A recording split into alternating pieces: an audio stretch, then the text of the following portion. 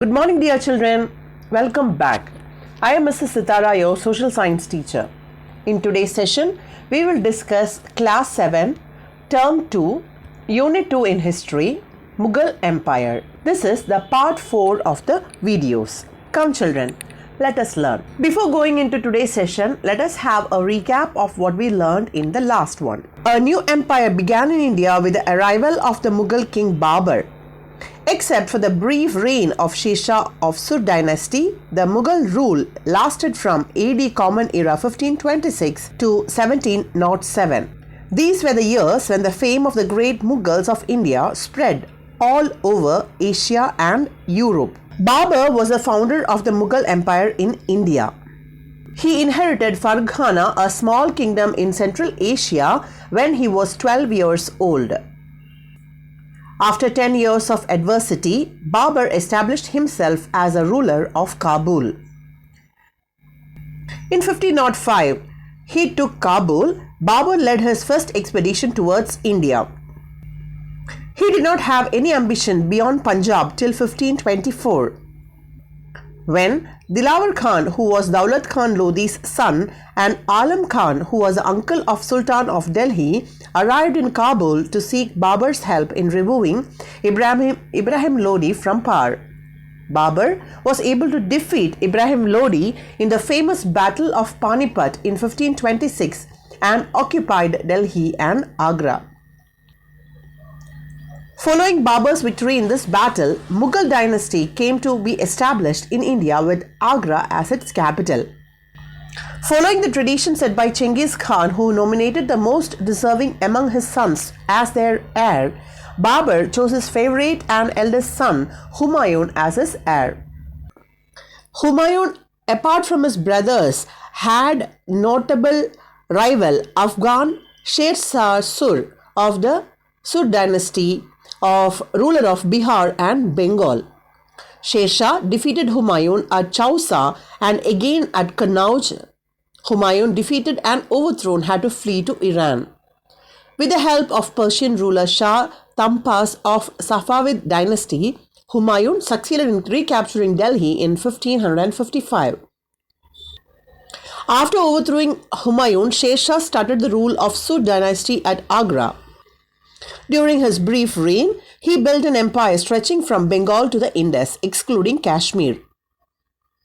He was an efficient ruler who introduced an efficient land revenue system. He built many roads, standardized coins, weights, and measures. After the death of Humayun in 1556, his 14-year-old son Akbar was crowned the king. Humayun's trusted general Bairam Khan became the regent and ruled on behalf of Akbar. Hemu, a general of Sur dynasty, soon captured Agra and Delhi in 1556. In the same year, Bairam Khan defeated and killed Hemu in the Battle of Panipat, the Second Battle of Panipat in 1556. As Bairam Khan was murdered in Gujarat, Akbar assumed full control of the government, and he brought most of India under his control through conquest and alliances. Akbar conquered Malwa and parts of Central Asia. He defeated Rani Durgavati, a ruler in the central province, and Rani Chand Bibi, a regent of Ahmednagar. Akbar defeated Rana Uday Singh of Mewar and captured the fort of Chittoor in 1568 and then Ranthambore in 1569. In 1576, he won over Uday Singh's son Rana Pratap at the Battle of Haldighati. Akbar's conquest of Gujarat helped him establish control over Gujarat's overseas trade with Arabs and Europeans. His military campaigns in the East Bihar and Odisha and victory over Bengal facilitated access to Southeast Asian and China.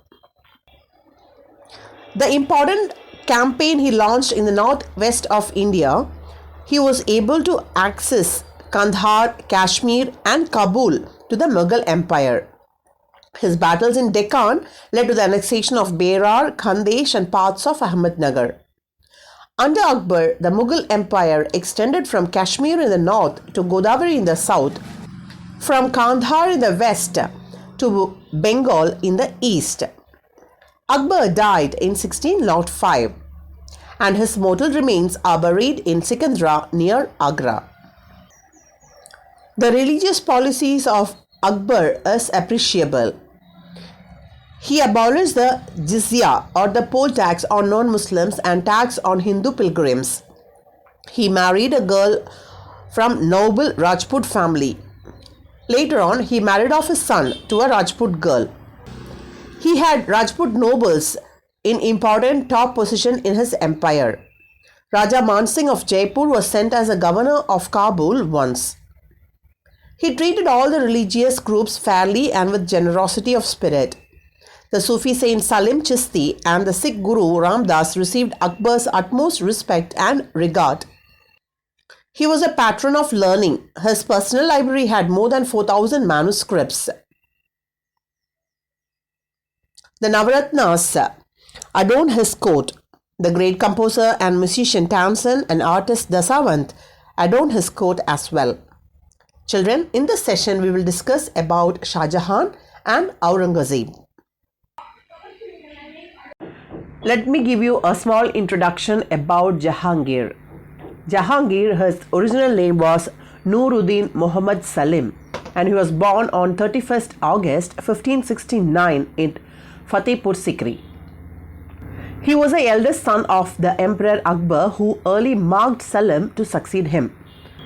Jahangir, like his father, was not a strict Sunni Muslim. He allowed, for example, the Jesuits to dispute publicly with Muslim ulama and to make converts. Jahangir possessed a sensitivity to nature, an acute perception of human character, and an artistic sensibility, which expressed itself in an unmatched patronage of painting. Mughal painting reached a high level of elegance and richness during his reign. Jahangir was trained by the best of teachers in his kingdom. He ruled the Mughal Empire for 22 years. Jahangir went on to honor the kings, Hindu kings, by placing life-size marble statues of Rana and his son in the gardens of his palace at Agra. Jahangir's era is credited with the construction of monuments like Itmuddin-ul-Dawla in 1622, where the use of white marble started hinting towards a new era of architecture in the Mughal emperor. The art culminated in the form of Taj Mahal, built by his son Shah Jahan.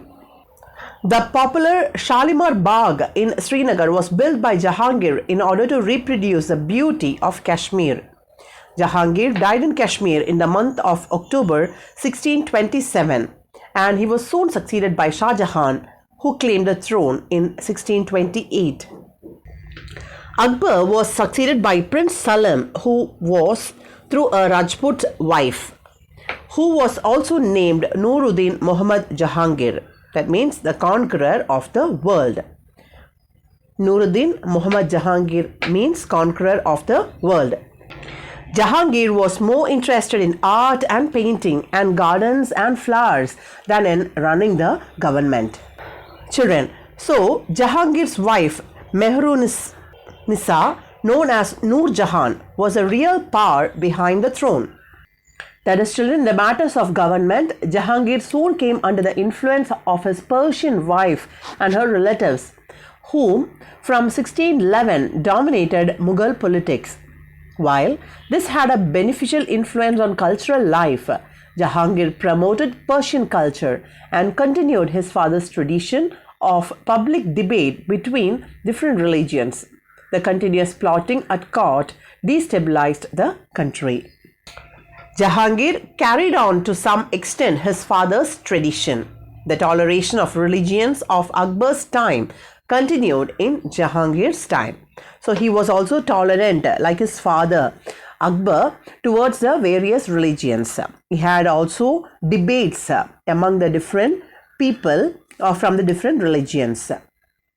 Children, but Jahangir ordered the execution of the Sikh leader Guru Arjan for helping his rebellious son Khusru, who contested for the throne. Children, Prince Khurram rebelled in the last years of his reign. The efforts of Noor Jahan, Jahangir's wife, to marginalize him were unsuccessful. But in 1622, Jahangir sent his son Prince Khurram against the combined forces of Ahmednagar, Bijapur and Golconda. After his Khurram turned against his father and made a bid for power. As with the instruction of his eldest son Khusru Mirza, Jahangir was able to defeat the challenges from within the family and retain power. Jahangir ordered the execution of the Sikh leader Guru Arjan because he was helping his son Khusru, who was contesting for the throne. This resulted in a prolonged fight between the Sikhs and the Mughals. As a result of this confrontation, the Mughals had to lose control over the trade routes to Afghanistan, Persia and Central Asia. They had to fight with the Sikhs and hence it resulted in their loss of control over the trade routes to Afghanistan, Persia and Central Asia. The loss of Kandahar exposed India to invasions from the northwest. Children, Ahmednagar, though conquered by Jahangir, remained a source of trouble throughout his reign. Jahangir granted trading rights to the Portuguese and later to the English. Children, do you know the first factory in Surat was set up by the British? Yes, that is right. It was set up in Surat. Thomas Roe, a representative of King James I of England, visited Jahangir's court, and this agreement paved the way for the British establishing their first factory in Surat. Children, they had a trading depot there, and by 1615, after Thomas Roe successfully obtained an imperial firman from Jahangir to trade and establish factories in all parts of Mughal Empire, a factory at Surat was built in 1615. And by 1623, they had established factories at Surat, Bharuch, Ahmedabad and Agra. Children, it is time for us to learn about Shah Jahan. Shah Jahan was the fifth Mughal emperor of India. During his reign from 1628 to 1658, the Mughal Empire reached its zenith in prosperity and luxury. He is remembered as the builder of the Taj Mahal. The third son of Emperor Jahangir, Shah Jahan was born at Lahore on January 5, 1592 and was given the name Khurram. During his father's reign, he distinguished himself in many military campaigns, especially in Mewar in 1615, Deccan 1617 and 1621, Kangra in 1618.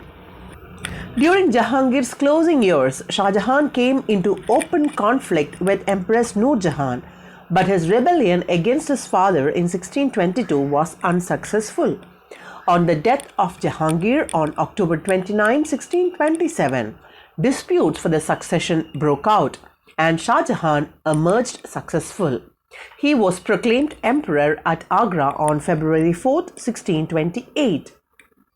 Despite his Hindu mother, Shah Jahan did not follow the liberal religious policy instituted by his grandfather, Emperor Akbar. Between 1630 and 1636, Shah Jahan reduced the independent kingdoms of the Deccan. Ahmednagar was taken in 1632, Golconda in 1635, Bijapur in 36. In the northwest, the imperial armies were unsuccessful. Shah Jahan was a patron of arts. He built Taj Mahal in the memory of his wife Mumtaz Mahal. It is the most beautiful of the world's tombs, called as a dream in marble. The Jama Mosque of Delhi and Pearl Mosque of Agra are two other masterpieces. Near the city of Old Delhi, Shah Jahan built a new city capital, Shah Jahanabad, with its magnificent red fort. Shah Jahan began his reign by killing his brothers and all male members of their families. His son likewise recognized no kinship in their pursuit of kingship. In 1657, when the emperor's health appeared to be failing, his four sons, Dara Shikoh, Suhuja, Murad Bakhsh and Aurangzeb began to take steps to secure the succession. Eventually, Aurangzeb was successful. On June 8, 1658, Aurangzeb entered Agra, made a captive of his father, and assumed the throne. For 8 years, Shah Jahan remained a prisoner in the Agra fort, attended by his faithful daughter Jahanara and gazing, it is reported, most of the time upon the Taj Mahal, where he was to be laid to rest beside his favorite consort. Prince Khurram, after a struggle for power, succeeded Jahangir as Shah Jahan, that is king of the world. Shah Jahan means king of the world. Shah Jahan ruled for 30 years. He led a campaign against Ahmednagar and annexed it in 1632. Bijapur and Golconda were also conquered later. So he was able to conquer Ahmednagar, Bijapur and Golconda. Children, Shahaji Raja Bhosle was a military leader who served the Ahmednagar Sultanate, Bijapur and Mughal Empire at various points in his career. He is an early exponent of guerrilla warfare, that is, he is very prominent in guerrilla warfares, and he brought the house of Bhosle into prominence. He was the father of Shivaji, the founder of the Maratha Empire. Some Maratha warriors, notably Shahaji Bhosle, that is Shivaji's father, entered the service of the Deccan kingdoms and trained bands of Maratha soldiers to fight against the Mughals. So he was giving training to the Maratha soldiers in fighting the Mughals. So there was a sustained resistance in the Deccan to the Mughals from the Marathas too. So Mughals had to face resistance from the Deccans, from the Marathas. Children, Shah Jahan was intolerant towards other religions other than Islam. So he was not very tolerant towards the other religions. He was only having a soft corner towards his own religion. In his reign came the climax of Mughal splendor, which is detailed in the next part of this lesson. It was during his reign that the maximum or the penultimation of Mughal splendor was achieved. Dear children, Shah Jahan fell ill in 1657 and a war of succession broke out among his 4 sons. As he fell ill, there was a war for succession. Who will be the crown?